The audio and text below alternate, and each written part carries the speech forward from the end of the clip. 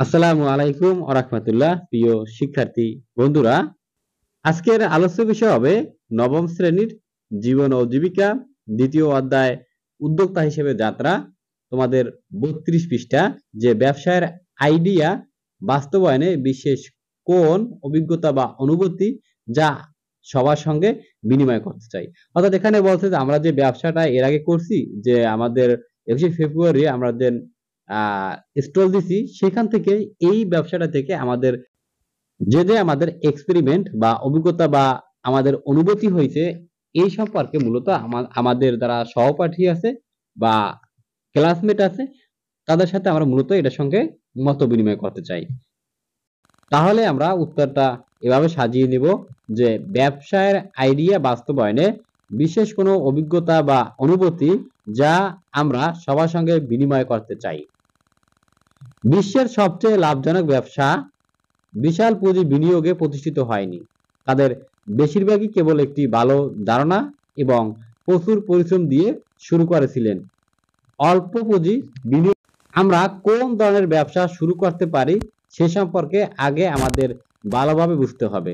আমাদের ব্যবসার যে আইডিয়াটি ছিল, সেখানে আমরা শিক্ষা উপকরণ নিয়ে ক্ষুদ্র পরিসরে ব্যবসা শুরু করেছিলাম।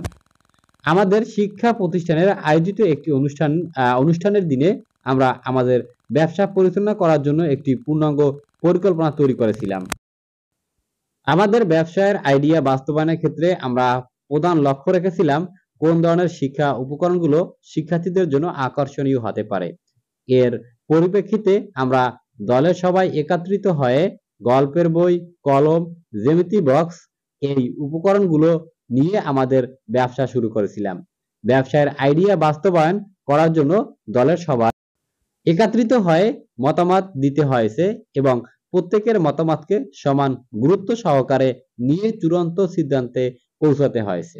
এই ব্যবসায়ের আইডিয়া বাস্তবায়নের ক্ষেত্রে খুব নতুন একটা অভিজ্ঞতার সম্মুখীন হয়েছি, আমরা যা আমাদের ভবিষ্যৎ জীবনে অনেক কাজে লাগবে বলেই মনে করি।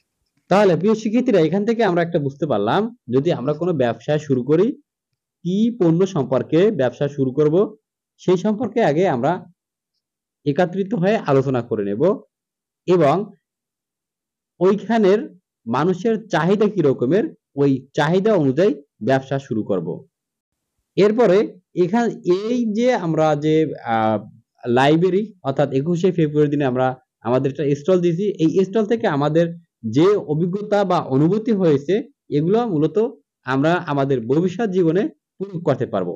অর্থাৎ এইখানে আমি যে আমার লাইব্রেরি নাম দিছি, তোমরা চাইলে তোমাদের দোকানের নাম বা স্টলের নাম পরিবর্তন করেও দিতে পারো, তাতে কোনো সমস্যা হবে না। তো প্রিয় শিক্ষার্থীরা, এখানে যে আমি যে খাতা, তোমার গল্পের বই, কলম এবং জ্যামিতি বক্স দিছি, তোমরা চাইলে এর থেকে আরো বাড়িয়ে নিতে পারো। তবে মনে রাখবা, তোমাদের যেভাবে আগে শখ পূরণ করছো এবং শখের আগে একক কাজ করছো, ওর সাথে আসলে মিলিয়ে কিন্তু কাজটা করবা। তো প্রিয় শিক্ষার্থীরা, আজকের মতন এখানেই বিদায় নিচ্ছি। সবাই সুস্থ থাকো, ভালো থাকো। আল্লাহ হাফেজ।